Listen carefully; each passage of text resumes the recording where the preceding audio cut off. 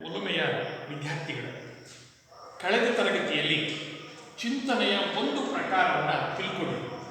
ಈಗ ಎರಡನೆಯ ಪ್ರಕಾರ ವಿವೇಚನೆ, ರೀಸನಿಂಗ್ ಅಂತ ಹೇಳ್ಕೇನೆ.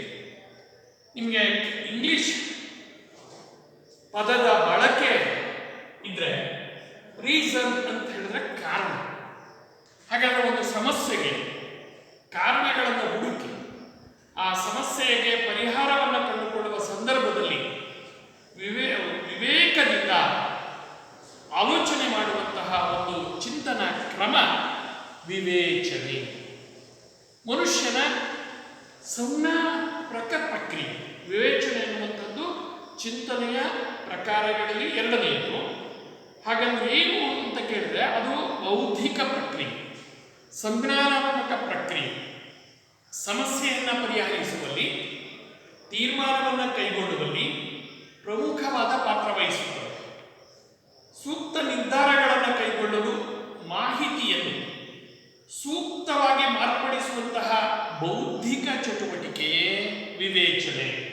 ನಾನಾಗಲೇ ಹೇಳಿದೆ ರೀಸನಿಂಗ್, ಥಿಂಕಿಂಗ್ ಅಂತ ಹೇಳಿ. ಮನುಷ್ಯನಿಗೆ ಆಲೋಚನಾ ಸಾಮರ್ಥ್ಯ ಇದೆ. ಆ ಆಲೋಚನಾ ಸಾಮರ್ಥ್ಯದಲ್ಲಿ ಅನೇಕ ವಿಧಗಳು ಇವೆ. ಅವುಗಳಲ್ಲಿ ಎರಡನೆಯದು ವಿವೇಚನೆ. ವಿವೇಚನೆ ಎಂದರೇನು ಅನ್ನುವ ಒಂದು ಅಂಕದ ಪ್ರಶ್ನೆಯನ್ನ ನಿಮಗೆ ಕೇಳುವ ಸಂಭವನೀಯತೆ ಇದೆ.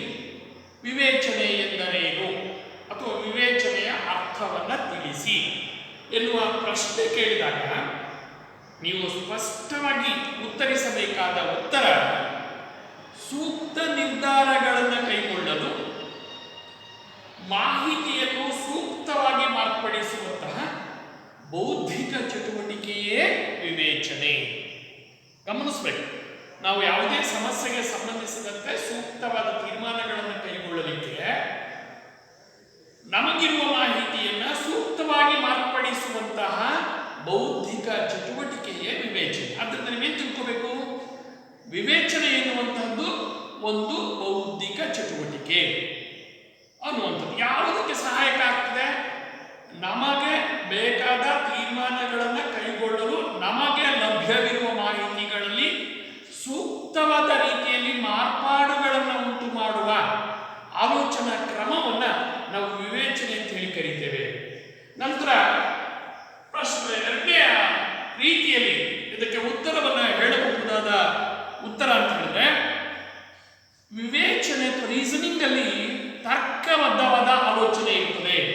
ತರ್ಕಬದ್ಧವಾದ ಅಥವಾ ಕ್ರಮಬದ್ಧವಾದ ಆಲೋಚನಾ ಕ್ರಮಕ್ಕೆ ವಿವೇಚನೆ ಅಂತ ಹೇಳಿ ಕರೀತೇವೆ. ಅದಕ್ಕೆ ನಾನು ಆಗ್ಲೇ ಹೇಳಿದೆ, ತರ್ಕಿಸು, ತರ್ಕ ಇರ್ತದೆ, ಹಾಗೆ ಕ್ರಮಬದ್ಧತೆ ಇರ್ತದೆ. ಕ್ರಮಬದ್ಧತೆ ಇವೆರಡು ಯಾವುದಕ್ಕೆ ಸಹಾಯಕ ಆಗ್ತವೆ ಅಂತ ಹೇಳಿದ್ರೆ ಒಂದು ತೀರ್ಮಾನವನ್ನು ಕೈಗೊಳ್ಳುವ ಮುನ್ನ ನಮಗೆ ಲಭ್ಯವಿರುವ ಮಾಹಿತಿಗಳನ್ನ ಕ್ರಮಬದ್ಧವಾಗಿ ಜೋಡಿಸಿಕೊಂಡು ಅವುಗಳನ್ನು ನಾವು ಬೇಕಾದ ರೀತಿಯಲ್ಲಿ ತೀರ್ಮಾನಕ್ಕೆ ಪೂರಕವಾಗುವ ರೀತಿಯಲ್ಲಿ ಮಾರ್ಪಡಿಸಿಕೊಳ್ಳುವಂತಹ ವಿಧವನ್ನೇ ನಾವೇನಂತ ಕರಿತೀವಿ? ವಿವೇಚನೆ ಅಂತ ಹೇಳಿ ಕರೀತೀವಿ. ಇದು ವಿವೇಚನೆಯ ಅರ್ಥ. ಎರಡನೇದು ಮತ್ತೊಂದು ಪ್ರಶ್ನೆ ಕೇಳಬಹುದು, ವಿವೇಚನೆಯಲ್ಲಿ ಎಷ್ಟು ವಿಧ? ಒಂದು ಅಂಕದ ಪ್ರಶ್ನೆ. ವಿವೇಚನೆಯಲ್ಲಿ ಎಷ್ಟು ವಿಧ? ವಿಧ ಅನ್ನೋ ಒಂದನೇ ಪ್ರಕಾರಗಳು ಒಂದೇ. ಅದು ಬಹಳ ಸ್ಪಷ್ಟವಾಗಿ ಬರೀಬೇಕಾಗಿದ್ದು ಎರಡು ವಿಧ. ವಿವೇಚನೆಯಲ್ಲಿ ಎರಡು ವಿಧಗಳಿವೆ. ನಂತರದ ಪ್ರಶ್ನೆ ಯಾವುವು ಅಂತ ಕೇಳಿದ್ರೆ ಅಲ್ಲಿ ಬರೀಬೇಕು. ಬಹುತೇಕ ಯಾವುವು ಅಂತ ಕೇಳಿದ್ರೆ ಬರ್ತದೆ. ಎರಡು ವಿಧದ ವಿವೇಚನೆಗಳಿವೆ ಅಂತ ಹೇಳೋದಾದ್ರೆ ಒಂದು ದೈನಂದಿನ ವಿವೇಚನೆ.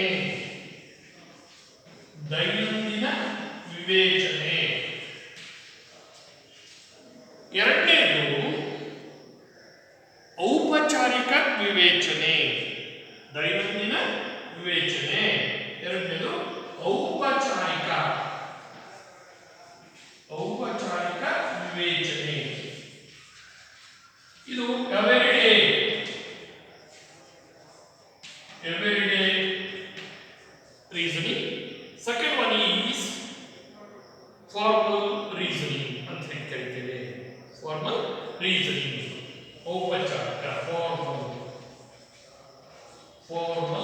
ರೀಸನಿಂಗ್. ಹಾಗಾದ್ರೆ ದೈನಂದಿನ ವಿವೇಚನೆ ಅಂದ್ರೆ ಏನು? Every day reasoning. ಬಹುತೇಕ ಜನಸಾಮಾನ್ಯರು ತಮ್ಮ ದೈನಂದಿನ ಚಟುವಟಿಕೆಗಳಲ್ಲಿ, ಜೀವನದಲ್ಲಿ ಎದುರಾಗುವ ಸಮಸ್ಯೆಗಳಿಗೆ ಉತ್ತರಗಳನ್ನು ಕಂಡುಕೊಳ್ಳುವ ಸಂದರ್ಭದಲ್ಲಿ ನಡೆಸುವಂತಹ ಒಂದು ಆಲೋಚನಾ ಕ್ರಮವೇ ದೈನಂದಿನ ವಿವೇಚನೆ ಅಂತ ಹೇಳಿ ಬಹಳ ಸ್ಪಷ್ಟವಾಗಿ ಹೇಳ್ತೇವೆ. ಪ್ರತಿನಿತ್ಯ ಎದುರಾಗುವ ಸಮಸ್ಯೆಗಳಿಗೆ ಪರಿಹಾರ ಕಂಡುಕೊಳ್ಳುವ ಆಲೋಚನಾ ಕ್ರಮವೇ ದೈನಂದಿನ ಆಲೋಚನೆ. ನಾನು ನಿನ್ನೆ ಹೇಳಿದ್ದೇನೆ, ಜೀವನ ಒಂದು ಮಹಾಸಾಗರ, ಅದರಲ್ಲಿ ಅನೇಕ ಅಲೆಗಳು ಹೇಳ್ತಾ ಇರ್ತವೆ. ಹಾಗೆಯೇ ಜೀವನದ ಯಾನದಲ್ಲಿ ನಾವು ಯಶಸ್ವಿ ಆಗಬೇಕು ಅಂತಂದ್ರೆ ಜೀವನ ಸಾಗರದಲ್ಲಿನ ಸಮಸ್ಯೆಗಳೆಂಬ ಅಲೆಗಳನ್ನು ಎದುರಿಸಬೇಕು. ಆ ಅಲೆಗಳನ್ನು ಎದುರಿಸುವ ಸಂದರ್ಭದಲ್ಲಿ, ಸಮಸ್ಯೆಗಳಿಗೆ ಪರಿಹಾರವನ್ನು ಕಂಡುಕೊಳ್ಳುವ ಸಂದರ್ಭದಲ್ಲಿ ಪ್ರತಿನಿತ್ಯ ನಾವು ಬಳಸಿಕೊಳ್ಳುವಂತಹ ವಿವೇಚನಾ ಕ್ರಮವನ್ನೇ ನಾವು ದೈನಂದಿನ ವಿವೇಚನೆ ಅಂತ ಹೇಳಿ ಕರೀತೇವೆ. ಇದರಲ್ಲಿ ಈ ದೈನಂದಿನ ವಿವೇಚನೆಯಲ್ಲಿ ಬಹುತೇಕ ನಾವು 5 ಅಂಶಗಳನ್ನು ಪ್ರಮುಖವಾಗಿ ಗಮನಿಸ್ತೇವೆ. ಒಂದು ದೈನಂದಿನ ವಿವೇಚನೆ. ಈಗ ನಾವು ಹೇಳುವಂಥದ್ದು ದೈನಂದಿನ ವಿವೇಚನೆ. ದೈನಂದಿನ ವಿವೇಚನೆಯಲ್ಲಿ ನಾವು 2 ಕ್ರಮಗಳನ್ನು ನಾವು ಗಮನಿಸ್ತೇವೆ. ಒಂದು, ಯೋಜನೆಯನ್ನು ರೂಪಿಸುವುದು. ಯೋಜನೆಯನ್ನು ರೂಪಿಸುವುದು. ಎರಡನೇದು, ಚರ್ಚೆಗಳ ಪರಿಶೀಲನೆ. ಚರ್ಚೆಗಳ ಪರಿಶೀಲನೆ. ಮೂರನೇದು, ಸಮಸ್ಯಾ ಪರಿಹಾರಕ್ಕೆ ಯಾವುದೇ ಮಾಹಿತಿ ನೀಡುವುದಿಲ್ಲ. ಈ ಅಂಶ, ಈ ದೈನಂದಿನ ವಿವೇಚನೆ ಇದೆಯಲ್ಲ, ಇದು ನಮಗೆ ಪರಿಹಾರಕ್ಕೆ ಯಾವುದೇ ಮಾಹಿತಿಯನ್ನು ನೀಡುವುದಿಲ್ಲ. ಮಾಹಿತಿಗಳನ್ನು ನಾವು ಪರಿಹಾರಕ್ಕೆ ಅನುಕೂಲವಾಗುವಂತೆ ಮಾರ್ಪಡಿಸಿಕೊಳ್ಳಬೇಕು. ನಮಗಿರುವಂತಹ ಲಭ್ಯ ಮಾಹಿತಿಗಳನ್ನು ಪರಿಹಾರಕ್ಕೆ ಅನುಕೂಲವಾಗುವಂತಹ ರೀತಿಯಲ್ಲಿ ನಾವು ಆ ಮಾಹಿತಿಗಳನ್ನು ತರ್ಕಬದ್ಧವಾಗಿ ಜೋಡಿಸಿಕೊಳ್ಳುವುದನ್ನೇ ನಾವೇನು ಕರಿತೇವೆ, ಸಮಸ್ಯೆ ಪರಿಹಾರಕ್ಕೆ ಯಾವುದೇ ಮಾಹಿತಿಯನ್ನು ಇದು ಕೊಡೋದಿಲ್ಲ, ಆದರೆ ಇರುವ ಮಾಹಿತಿಗಳನ್ನು ಕ್ರಮಬದ್ಧವಾಗಿ ಜೋಡಿಸಿಕೊಳ್ಳಲಿಕ್ಕೆ ಇದೊಂದು ಆಲೋಚನಾ ಕ್ರಮ ಅಂತ ಹೇಳಿ. ಹಾಗೆಯೇ ಅಂಶಗಳನ್ನು, ಪರಿಹಾರೋಪಾಯಗಳನ್ನು ನೀಡುವುದು. ಪರಿಹಾರೋಪಾಯಗಳನ್ನು ನೀಡುವುದಿಲ್ಲ.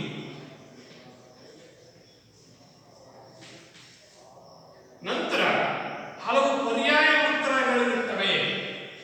ಹಲವು ಪರ್ಯಾಯ ಉತ್ತರಗಳಿರುತ್ತವೆ. Alternative remedies. ಯಾವುದೇ ಸಮಸ್ಯೆಗೆ ಇದಮಿತ್ತಂ ಎಂದು ಹೇಳುವ ಒಂದೇ ಒಂದು ನಿರ್ದಿಷ್ಟವಾದ ಪರಿಹಾರ ಇರುವುದಿಲ್ಲ. ಅದಕ್ಕೆ ಬೇರೆ ಬೇರೆ ಪರ್ಯಾಯ ಅಥವಾ ಬದಲಿಯಾದಂತಹ ಉತ್ತರಗಳಿರುತ್ತವೆ.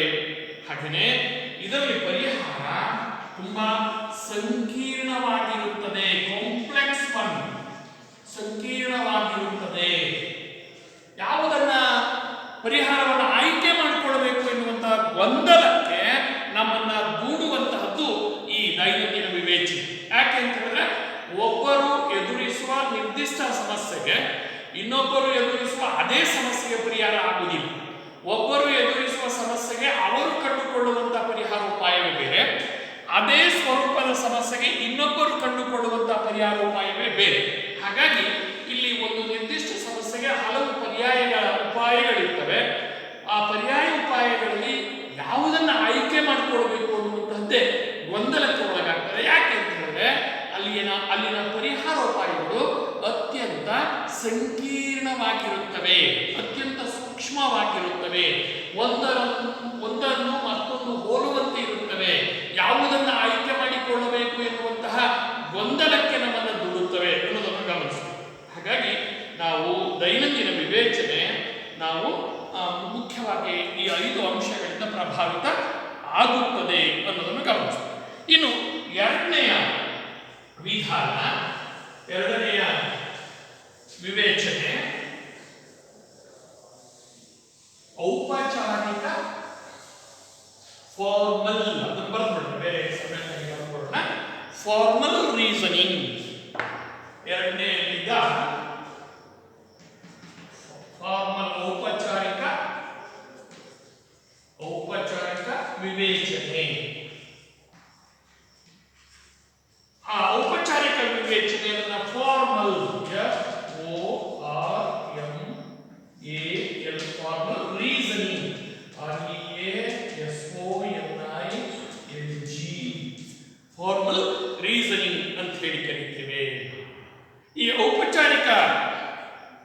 ವಿವೇಚನೆ ಇದೆಯಲ್ಲ, ಇದು ದೈನಂದಿನ ವಿವೇಚನೆಗಿಂತ ಭಿನ್ನವಾದದ್ದು. ಅಲ್ಲಿ ದೈನಂದಿನ ವಿವೇಚನೆ ಸಮಸ್ಯೆಗೆ ಪರಿಹಾರವನ್ನ ಒದಗಿಸುವುದಿಲ್ಲ, ಹುಡುಕುವುದಿಲ್ಲ. ಆದರೆ ಇಲ್ಲಿ ಸಮಸ್ಯೆಗೆ ಪರಿಹಾರವನ್ನ ಹುಡುಕುತ್ತದೆ, ಸಮಸ್ಯೆಗೆ ಪರಿಹಾರವನ್ನ ಹುಡುಕುತ್ತದೆ ಅನ್ನೋದನ್ನು ಗಮನಿಸಬೇಕು. ಈ ಔಪಚಾರಿಕ ವಿವೇಚನೆ ಸಮಸ್ಯೆಯ ಪರಿಹಾರಕ್ಕೆ ನೇರವಾದ ವಿಧಾನವಾಗಿದೆ. ಇದೊಂದು ನೇರ ವಿಧಾನ. ಔಪಚಾರಿಕ ವಿವೇಚನೆ ನೇರ ವಿಧಾನ. ಯಾವುದಕ್ಕೆ? ಸಮಸ್ಯೆಯನ್ನ ಪರಿಹರಿಸಿಕೊಳ್ಳಲಿಕ್ಕೆ. ಹಾಗೆಯೇ ಒಂದೇ ನಿರ್ದಿಷ್ಟವಾದ ಉತ್ತರವಿರುತ್ತದೆ. ಒಂದೇ ನಿರ್ದಿಷ್ಟವಾದ ಉತ್ತರವಿರುತ್ತದೆ.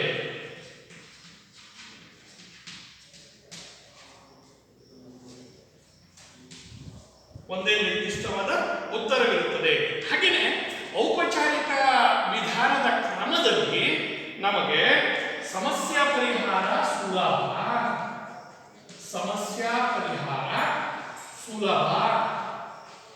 ಯಾಕೆಂದರೆ ಇದು ಕ್ರಮಬದ್ಧವಾದಂತಹ ಆಲೋಚನೆ ಆಗಿರುವುದರಿಂದ ಆ ಸಮಸ್ಯೆಗಳಿಗೆ ಕಾರಣಗಳನ್ನು ಗುರುತಿಸಿ ಆ ಕಾರಣಗಳನ್ನು ಪತ್ತೆ ಹಚ್ಚಿ ಅದಕ್ಕೆ ಪರಿಹಾರೋಪಾಯವನ್ನು ನಾವು ಹುಡುಕ್ತೇವೆ ಅನ್ನೋದನ್ನು ಗಮನಿಸಬೇಕು.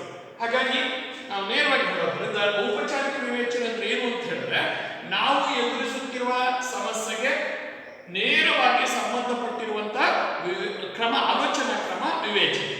ಇದು ಸಮಸ್ಯೆಗೆ ಪರಿಹಾರವನ್ನು ಒದಗಿಸುತ್ತದೆ ಮತ್ತು ಒಂದೇ ನಿರ್ದಿಷ್ಟವಾದ ಉತ್ತರವನ್ನ ಅಥವಾ ಪರಿಹಾರವನ್ನ ಇದು ಹೊಂದಿರುತ್ತದೆ. ಇದನ್ನು ನಾವು ಔಪಚಾರಿಕ ವಿವೇಚನೆ ಅಂತ ಹೇಳಿ ಕರೀತೇವೆ. ಹಾಗಾದ್ರೆ ಔಪಚಾರಿಕ ವಿವೇಚನೆಯಲ್ಲಿ 3 ವಿಧಗಳಿವೆ. ಮತ್ತೊಂದು ಪ್ರಶ್ನೆ ನೀವು ಕೇಳ್ಕೋಬಹುದು. ಮೊದಲನೇದು, ವಿವೇಚನೆಯಲ್ಲಿ ಎಷ್ಟು ವಿಧ? 2 ವಿಧ. ಅವು ಯಾವುವು? ಒಂದು ದೈನಂದಿನ ವಿವೇಚನೆ, ಮತ್ತೊಂದು ಔಪಚಾರಿಕ ವಿವೇಚನೆ. ಹಾಗಾದ್ರೆ ಪುನಃ ನಾವು 2ನೇ ಪ್ರಶ್ನೆ, ಔಪಚಾರಿಕ ವಿವೇಚನೆಯಲ್ಲಿ ಎಷ್ಟು ವಿಧಗಳಿವೆ? ಔಪಚಾರಿಕ ವಿವೇಚನೆಯಲ್ಲಿ 3 ವಿಧಗಳಿವೆ. ಆ ಔಪಚಾರಿಕ ವಿವೇಚನೆಯಲ್ಲಿ 3 ವಿಧಗಳು ಯಾವುವು ಅಂತ ಹೇಳಿದ್ರೆ, ಒಂದು ಅನುಗಮನ ವಿವೇಚನೆ. ಎರಡನೇದು ನಿಗಮನ ವಿವೇಚನೆ.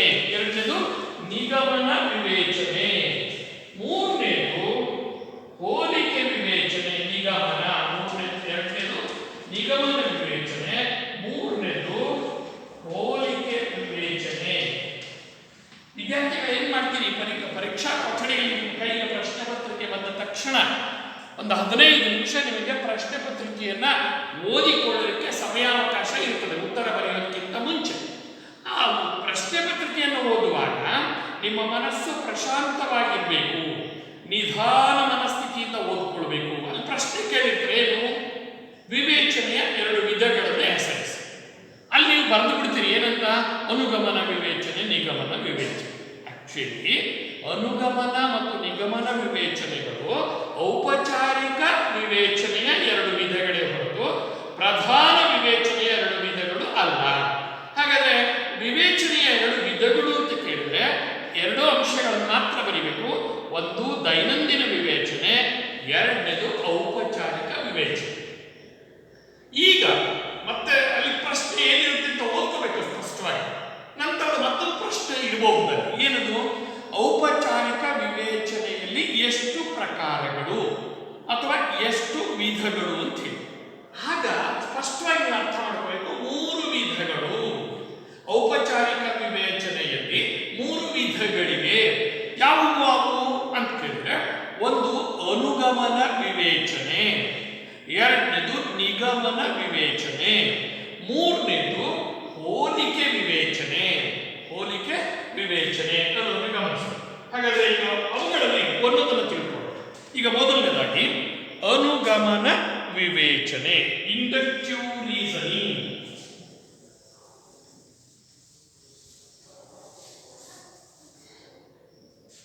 ಇಂಡಕ್ಟಿವ್ ರೀಸನಿಂಗ್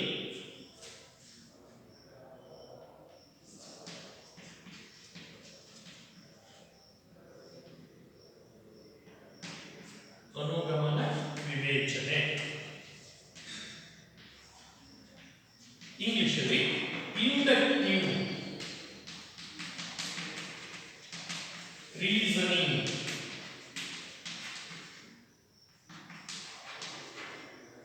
ಇಂಡಕ್ಟಿವ್ ರೀಸನಿಂಗ್ ಅಂತ ಹೇಳಿ ಕರೀತೀವಿ.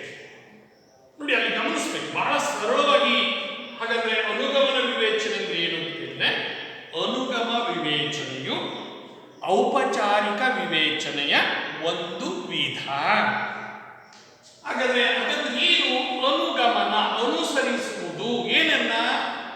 ಉದಾಹರಣೆಯನ್ನ ಅನುಸರಿಸುವುದು. Example to rule. ಬಹಳ ಸರಳವಾಗಿ ನಿಮ್ಗೆ ಅರ್ಥ ಆಗಂಗೆ ಹೇಳ್ತೀನಿ. Example to rule. ನೋಡಿ, ಉದಾಹರಣೆಗಳಿಂದ ನಿಯಮಗಳೆಡೆಗೆ ಸಾಗುವ ವಿವೇಚನೆಯ ಒಂದು ಪ್ರಕಾರವೇ ಅನುಗಮನ ವಿವೇಚನೆ. ಅದನ್ನು ಬಹಳ ಸ್ಪಷ್ಟವಾಗಿ ನಿಮಗೆ ಹೇಳೋದಾದ್ರೆ, ಉದಾಹರಣೆಗಳಿಂದ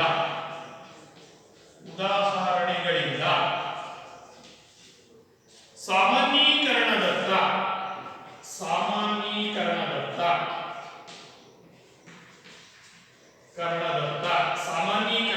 ಜನರಲೈಸೇಷನ್ ಅಥವಾ ರೂಲ್ ಅಂತ ಹೇಳ್ತೀವಿ.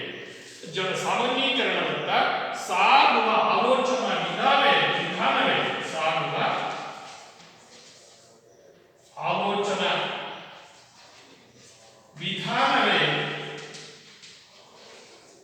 ಅನುಗಮನ ವಿವೇಚನೆ. ನೋಡಿ, ಉದಾಹರಣೆಗಳಿಂದ ಸಾಮಾನ್ಯೀಕರಣದತ್ತ ಸಾಗುವ ಆಲೋಚನಾ ವಿಧಾನವೇ ಅನುಗಮನ ವಿವೇಚನೆ ಅಂತ ಹೇಳಿ ಕರೀತೇವೆ. ಅಂದ್ರೆ ಉದಾಹರಣೆಗಳಿಂದ ನಿಯಮದ ಕಡೆಗೆ ಸಾಗುವಂತ, ಅಥವಾ ನಾವು ಅದನ್ನ ಇನ್ನೊಂದು ಹೇಳ್ತೀವಿ, ಮೂರ್ತದಿಂದ ಅಮೂರ್ತದೆಡೆಗೆ, ನಿರ್ದಿಷ್ಟದಿಂದ ಸಾಮಾನ್ಯದೆಡೆಗೆ, ಗೊತ್ತಿರುವುದರಿಂದ ಗೊತ್ತಿಲ್ಲದರೆಡೆಗೆ, ಸುಲಭದಿಂದ ಕಠಿಣದೆಡೆಗೆ ಮುಂತಾದ ಸೂತ್ರಗಳನ್ನು ಆಧರಿಸಿ ಸೂಕ್ತ ನಿರ್ಣಯಗಳನ್ನು ಕೈಗೊಳ್ಳಲು ಅವಕಾಶ ನೀಡುವಂತಹ ವಿವೇಚನೆಯ ವಿಧಾನವೇ ಅನುಗಮನ ವಿವೇಚನೆ ಅಂತ ಹೇಳಿ ಕರೀತೇವೆ. ಅನುಗಮನ ವಿವೇಚನೆ 1, 2, 3, 4 ಹೀಗೆ 4 ಉದಾಹರಣೆಗಳನ್ನು ಅವಲೋಕಿಸಿ, ಆ ಉದಾಹರಣೆಗಳಿರುವ ಸಾಮಾನ್ಯ ಅಂಶಗಳನ್ನು ಒಟ್ಟುಗೂಡಿಸಿ ಒಂದು ನಿಯಮವನ್ನಾಗಿ ರೂಪಿಸುವಂತಹ ಆಲೋಚನಾ ವಿಧಾನವನ್ನೇ ನಾವೇನಂತ ಕರಿತೀವಿ? ಅನುಗಮನ ವಿಧಾನ ಅಂತ ಹೇಳಿ ಕರೀತೇವೆ. ಈಗ ಉದಾಹರಣೆಗೆ, ರಾಮಪ್ಪ ಒಬ್ಬ ಮನುಷ್ಯ, ರಾಮಪ್ಪ ಸಾಯುವುದು. ಭೀಮಪ್ಪ ಒಬ್ಬ ಮನುಷ್ಯ, ಭೀಮಪ್ಪನು ಸಾಯುವುದು. ಹಾಗಾದ್ರೆ ಎಲ್ಲ ಮನುಷ್ಯರು ಸಾಯುವುದು. ನೋಡಿ, ಗಮನಿಸ್ಬೇಕು, ನಾವು 4 ಜನ ಮನುಷ್ಯರು ಸಾಯುವುದನ್ನ ನೋಡಿ ಮನುಷ್ಯರೆಲ್ಲರೂ ಸಾಯುತ್ತಾರೆ. ಮನುಷ್ಯರೆಲ್ಲರೂ ಮರ್ತ್ಯರು. ಯಾಕೆ ಅಂತಂದ್ರೆ ರಾಮಪ್ಪ ಸತ್ತಿದ್ದಾನೆ, ಭೀಮಪ್ಪ ಸತ್ತಿದ್ದಾನೆ, ಚೋಳಪ್ಪ ಸತ್ತಿದ್ದಾನೆ, ಹೀಗೆ ಈಗ ಅನೇಕ ಜನ ಎಲ್ಲರೂ ಸಾಯ್ತಾ ಇರೋದನ್ನ ಮನುಷ್ಯರಿಗೆ ಸಾವಿದೆ ಅಥವಾ ಮನುಷ್ಯರು ಮರ್ತ್ಯರು ಅನ್ನೋದನ್ನ ನಾವು ತೀರ್ಮಾನಕ್ಕೆ ಬರ್ತೀವಲ್ಲ, ಅಂತಹ ಆಲೋಚನಾ ಕ್ರಮವನ್ನೇ ನಾವೇನಂತ ಕರಿತೇವೆ? ಅನುಗಮನ ವಿವೇಚನೆ ಅಂತ ಕರಿತೇವೆ. ಉದಾಹರಣೆಯಿಂದ ನಿಯಮಗಳ ಕಡೆಗೆ ಸಾಗುವ ಆಲೋಚನಾ ಕ್ರಮ, ಉದಾಹರಣೆಗಳಿಂದ ಸಾಮಾನ್ಯೀಕರಣದತ್ತ ಅಂತ ಹೇಳ್ತೇವೆ. ಅದನ್ನೇ ನಿಯಮಗಳೆಡೆಗೆ ಸಾಗುವ ಆಲೋಚನಾ ವಿಧಾನವೇ ಅನುಗಮನ ವಿವೇಚನೆ ಅಂತ ನನಗೆ ಹೇಳಿದೆ. ABCDEF ಹಿಂಗೆ 16 ಜನರನ್ನ ಮನುಷ್ಯರನ್ನ ಸಾಯೋದನ್ನು ನೋಡಿದ್ದೇವೆ. ಹಾಗಾಗಿ ಎಲ್ಲರೂ ಸಾಯೋದು, ಮನುಷ್ಯರಿಗೆ ಸಾವಿದೆ ಅನ್ನೋದನ್ನು ಗಮನಿಸಿ. ಇನ್ನು ಎರಡನೆಯ ವಿಧ, ಔಪಚಾರಿಕ ವಿವೇಚನೆಯ ಮತ್ತೊಂದು ವಿಧ ಅಂತ ಹೇಳಿದ್ರೆ ನಿಗಮನ ವಿವೇಚನೆ.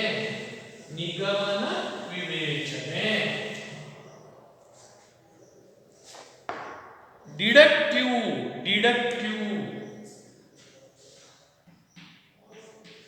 ನಿಗಮನ ವಿವೇಚನೆ.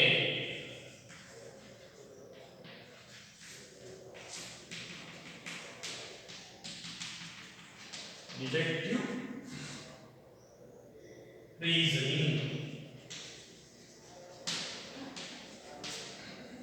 ಡಿಡಕ್ಟಿವ್ ರೀಸನಿಂಗ್ ಅಂತ ಹೇಳ್ತೀವಿ. ಆ ಡಿಡಕ್ಟಿವ್ ರೀಸನಿಂಗ್ ಅಂತ ಹೇಳಿದ್ರೆ ಮೊದಲು ಒಂದು ನೋಡಿ, ಮೊದಲನೆಯದು ಏನು ಅನುಗಮನ ವಿವೇಚನೆ ಹೇಳಿದೀವಲ್ಲ, ಅದಕ್ಕೆ ವಿರುದ್ಧವಾದ ಆಲೋಚನಾ ಕ್ರಮ. ಅನುಗಮನ ಆಲೋಚನಾ ಕ್ರಮಕ್ಕೆ ವಿರುದ್ಧವಾದ ಆಲೋಚನಾ ಕ್ರಮವೇ ನಿಗಮನ ಆಲೋಚನೆ. ಹಾಗಂದ ತಕ್ಷಣ ಈ ಹೇಳಿಕೆ ಇದೆಯಲ್ಲ, ಅನುಗಮನ ಆಲೋಚನಾ ವಿಧಾನಕ್ಕೆ ವಿರುದ್ಧವಾದ ಆಲೋಚನಾ ಕ್ರಮವೇ ನಿಗಮನ ಆಲೋಚನೆ ಎನ್ನುವಂಥದ್ದು ನಿಗಮನ ವಿವೇಚನೆಯ ವ್ಯಾಖ್ಯೆ ಅಲ್ಲ. ಅಂದ್ರೆ ನಿಮಗೆ ಅರ್ಥ ಆಗಲಿ ಅಂತ ಅದನ್ನು ಹೇಳ್ತೇವೆ. ಹಾಗಂದ ತಕ್ಷಣ ನಿಗಮನ ವಿವೇಚನೆ ಅಂದರೆ ಏನು ಅಂತ ಪ್ರಶ್ನೆ ಕೇಳಿದಾಗ, ನೀವು ಅನುಗಮನ ವಿವೇಚನೆಗೆ ವಿರುದ್ಧವಾದ ವಿವೇಚನಾ ಕ್ರಮವೇ ನಿಗಮನ ಆಲೋಚನೆ ಅಂತ ಬರೆದ್ರೆ ಅಂಕ ಸಿಗುವುದಿಲ್ಲ, ದೊಡ್ಡ ಕುಂಬಳಕಾಯಿ ಸಿಗ್ತದೆ.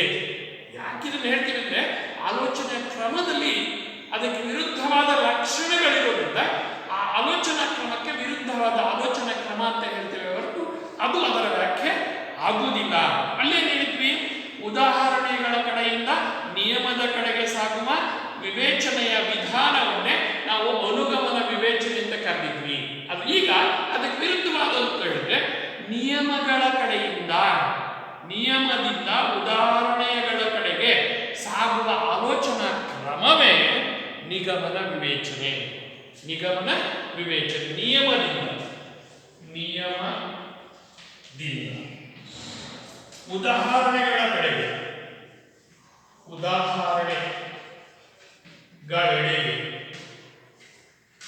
ಉದಾಹರಣೆಗಳೆಡೆಗೆ ಸಾಗುವ ಆಲೋಚನಾ ಕ್ರಮ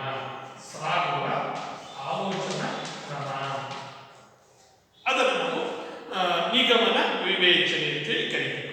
ಅಂದ್ರೆ ಒಂದು ಸಾಮಾನ್ಯ ನಿಯಮವನ್ನ ಇಟ್ಕೊಂಡು ಅದಕ್ಕೆ ಸಂಬಂಧಪಟ್ಟಂತ ಉದಾಹರಣೆಗಳನ್ನ ಪರಿಶೀಲಿಸಿ ಸಮರ್ಥಿಸುತ್ತಾ ಹೋಗೋದಿದೆಯಲ್ಲ, ಅದನ್ನೇ ನಾವೇನಂತ ಕರಿತೀವಿ ನಿಗಮನ ವಿವೇಚನೆ. ಅಂದ್ರೆ ಸಾಮಾನ್ಯ ನಿಯಮವನ್ನ ಮೊದಲು ಹೇಳಿ, ಅಥವಾ ಸೂತ್ರವನ್ನ ಮೊದಲು ಹೇಳಿ, ನಂತರ ಅಥವಾ ವ್ಯಾಖ್ಯೆಯನ್ನು ಮೊದಲು ಹೇಳಿ, ನಂತರ ಉದಾಹರಣೆಗಳ ಮೂಲಕ ಆ ನಿಯಮವನ್ನ ಸೂತ್ರವನ್ನ ಸಾಧಿಸುವುದಕ್ಕೆ ನಿಗಮನ ವಿವೇಚನೆ ಎನ್ನುವುದು. ಅದನ್ನೇ ಹಾಗೆ ಹೇಳಿದ್ದು, ನಿಯಮದಿಂದ ಉದಾಹರಣೆಗಳ ಕಡೆಗೆ ಸಾಗುವ ಆಲೋಚನಾ ಕ್ರಮವೇ ನಿಗಮನ ವಿವೇಚನೆ. ಅದಕ್ಕೆ ನಿಮಗೆ ಇನ್ನೊಂದಷ್ಟು ಅರ್ಥ ಆಗಲಿ ಅಂತ ಹೇಳಿದ್ರೆ, ಸಾಮಾನ್ಯ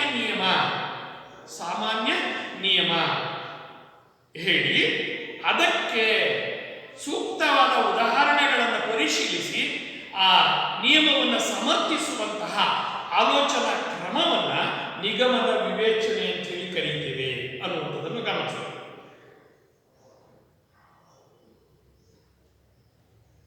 ಈ ಕ್ರಮದಲ್ಲಿ ಮೊದಲು ಮೂಲ ಆಧಾರ ಸೂತ್ರ ಅಥವಾ ನಿಯಮ ಸರಿಯಾಗಿದ್ರೆ ಮಾತ್ರ ತೀರ್ಮಾನ ಸರಿ ಇರ್ತದೆ. ಆ ಮೂಲ ನಿಯಮದಲ್ಲೇ ದೋಷ ಇದ್ರೆ, ಆ ಮೂಲ ಸೂತ್ರದಲ್ಲಿಯೇ ದೋಷ ಇದ್ರೆ, ನೀವು ಕೈಗೊಳ್ಳುವ ತೀರ್ಮಾನ ಸಮರ್ಪಕವಾಗಿರುತ್ತದೆ ಎಂದು ಹೇಳಲು ಸಾಧ್ಯ ಇಲ್ಲ ಅನ್ನೋದನ್ನ ನಾವು ಗಮನಿಸ್ತೇವೆ.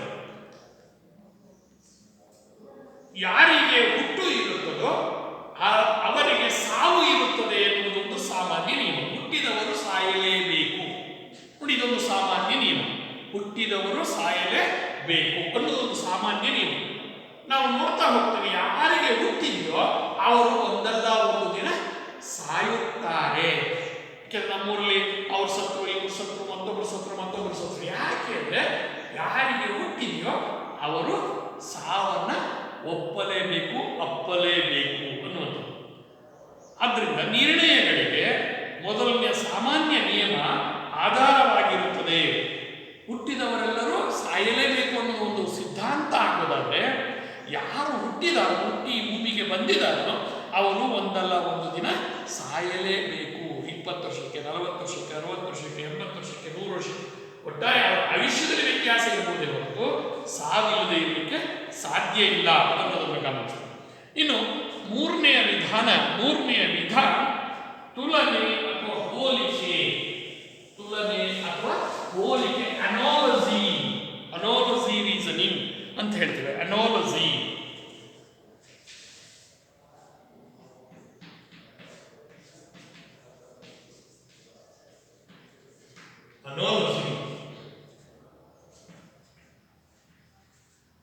ತುಲನೆ ಅಥವಾ ಹೋಲಿಕೆ.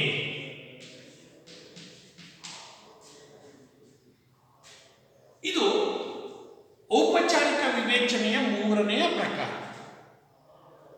ಆ ಮೂರನೆಯ ಪ್ರಕಾರ ಏನನ್ನ ಹೇಳ್ತದೆ ಅನ್ನೋದಾದ್ರೆ, ನಿಮಗೆ ಪರೀಕ್ಷೆಯ ಪ್ರಶ್ನೆ ಪತ್ರಿಕೆಯಲ್ಲಿ ಒಂದು ವಿಧದ ಪ್ರಶ್ನೆ ಇರ್ತದೆ.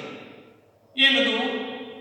ಮೊದಲಿನ ಎರಡು ಅಂಶಗಳಿರುವ ಸಂಬಂಧವನ್ನು ಗುರುತಿಸಿ, ಗಮನಿಸಬೇಕು, ಮೊದಲಿನ ಎರಡು ಅಂಶಗಳಿಗಿರುವ ಸಂಬಂಧವನ್ನು ಗುರುತಿಸಿ ಅದರ ಸಹಾಯದಿಂದ ಮೂರನೇ ಅಂಶದೊಂದಿಗೆ ಸಂಬಂಧವಿರುವ ಪದವನ್ನು ಬರೆಯಿರಿ ಅಂತ ಹೇಳ್ತೀವಿ. ಒಂದು ಪರಿಹಾರವನ್ನು ಆಧರಿಸಿ ಮತ್ತೊಂದು ಸಮಸ್ಯೆಗೆ ಪರಿಹಾರ ಕಂಡುಹಿಡಿಯುವುದಕ್ಕೆ ತುಲನೆ ಅಥವಾ ಹೋಲಿಕೆ ಎನ್ನುವುದು. ಈಗ ಉದಾಹರಣೆ ನಿಮಗೆ ಹೇಳ್ತೀವಿ, ಆ ಟೆಸ್ಟ್ಗಳನ್ನು ನೀವು ಬರೆದಿದ್ದೀರಿ, ಅದನ್ನ ನಾವು ಅನಾಲಜಿ ಟೆಸ್ಟ್ ಅಂತ ಹೇಳಿ ಕರೀತೇವೆ, ಹೋಲಿಕೆಯ ಪರೀಕ್ಷೆ. ಯಾಕೆ ಅಂತ ಹೇಳಿದ್ರೆ ವಸ್ತುನಿಷ್ಠ ಪರೀಕ್ಷೆಯಲ್ಲಿ ಅನೇಕ ಪ್ರಕಾರಗಳಿವೆ. ಅವುಗಳಲ್ಲಿ ಹೋಲಿಕೆಯ ಪರೀಕ್ಷೆಯ ಪ್ರಶ್ನೆಗಳು ಒಂದು. ಇದನ್ನ ವಸ್ತುನಿಷ್ಠ ಪರೀಕ್ಷೆಯಲ್ಲಿ ಮತ್ತು ಸ್ಪರ್ಧಾತ್ಮಕ ಪರೀಕ್ಷೆಗಳಲ್ಲಿ ಬಳಸ್ತಾರೆ. ಏನು? ಉದಾಹರಣೆ ಕೋಲಾರ ಇಷ್ಟು ಚಿನ್ನ, ಇದು ಒಂದು ಸ್ಟೇಟ್. ಹಾಗಾದ್ರೆ ಈ ಕೋಲಾರ ಒಂದು ಗಣಿ, ಅದರಲ್ಲಿ ದೊರೆಯುವ ಅದಿ, ಸ್ಥಳ ಮತ್ತು ಅದಿ ಅವೆರಡಕ್ಕೂ ಸಂಬಂಧ. ಹಾಗೆ ಇಲ್ಲಿ ಅರ್ಧ ಗ್ರಾಮ ಈ ಮೂರನೇ ಒಂದು ಪದವನ್ನು ಬರೀತೇವೆ, ಕಬ್ಬಿಣ. ಭದ್ರಾವತಿ. ಭದ್ರಾವತಿ ಇಷ್ಟು ವಾಟ್ ಅನ್ನೋ ಪ್ರಶ್ನೆ ಇರ್ತದೆ. ಅಲ್ಲಿ ಏನ್ ಬರೀತೇವೆ? ನಾವು ಉತ್ತರ ಬರೆಯೋದಾದ್ರೆ ಅದಕ್ಕೆ ಕಬ್ಬಿಣ ಅಂತ ಹೇಳಿ ಬರೀತೇವೆ. ಯಾಕೆಂತ ಹೇಳಿದ್ರೆ ಕೋಲಾರ ಒಂದು ಪ್ರದೇಶ, ಅಲ್ಲಿ ಸಿಗುವಂತಹ ಅದಿರು ಚಿನ್ನ. ಹಾಗೆ ಭದ್ರಾವತಿ ಒಂದು ಗಣಿ ಪ್ರದೇಶ, ಅಲ್ಲಿ ಸಿಗುವಂತದ್ದು ಕಬ್ಬಿಣ. ಹಾಗಾಗಿ ಹೀಗೆ ಮೊದಲ ಎರಡು ಅಂಶಗಳಿಗೆ ಇರುವ ಸಂಬಂಧವನ್ನ ಗುರುತಿಸಿ ಅದರ ಆಧಾರದ ಮೇಲೆ ಮೂರನೆಯ ಅಂಶದೊಂದಿಗೆ ಸಂಬಂಧ ಹೊಂದಿರಬಹುದಾದ ಅಂಶವನ್ನು ಬರೆಯುವುದನ್ನು ನಾವು ಹೋಲಿಕೆಯ ಪರೀಕ್ಷೆ ಅಂತ ಹೇಳಿ ಕರಿತೇವೆ. ಅಂದ್ರೆ ಅದರ ಅರ್ಥ, ಮೊದಲ ಸಮಸ್ಯೆಗೆ ಪರಿಹಾರವನ್ನ ಯೋಚಿಸಿದ ರೀತಿಯಲ್ಲಿಯೇ ಅದನ್ನ ಹೋಲುವ ಇನ್ನೊಂದು ಸಮಸ್ಯೆಗೆ ಪರಿಹಾರವನ್ನು ಯೋಚಿಸುವಾಗಲೂ ಅಂತಹದೇ ರೀತಿಯ ತೀರ್ಮಾನಕ್ಕೆ ಬರುವಂತಹದ್ದನ್ನೇ ನಾವೇನಂತ ಕರಿತೇವೆ? ಆಲೋಚನೆ, ತುಲನಾತ್ಮಕ ಆಲೋಚನೆ, ಹೋಲಿಕೆಯ ಆಲೋಚನೆ ಅಂತ ಹೇಳಿ ಕರೀತೇವೆ. ಇದು ಒಂದು ವಿಷಯದ ಅಥವಾ ವಸ್ತುವಿನ ಮುಖ್ಯ ಅಂಶಗಳನ್ನು ಗುರುತಿಸಿ ಗ್ರಹಿಸುವಲ್ಲಿ ಸಹಾಯಕ ಆಗ್ತದೆ ಅನ್ನೋದನ್ನು ಗಮನಿಸ್ತೀವಿ. ಇದಿಷ್ಟು ಔಪಚಾರಿಕ ವಿವೇಚನೆಯ ಮೂರು ವಿಧಗಳು. ಇನ್ನು ಆಲೋಚನೆಯ ಮೂರನೆಯ ವಿಧಕ್ಕೆ ಹೋಗೋಣ. ಆ ಮೂರನೆಯ ವಿಧ ತೀರ್ಮಾನ ಕೈಗೊಳ್ಳುವಿಕೆ.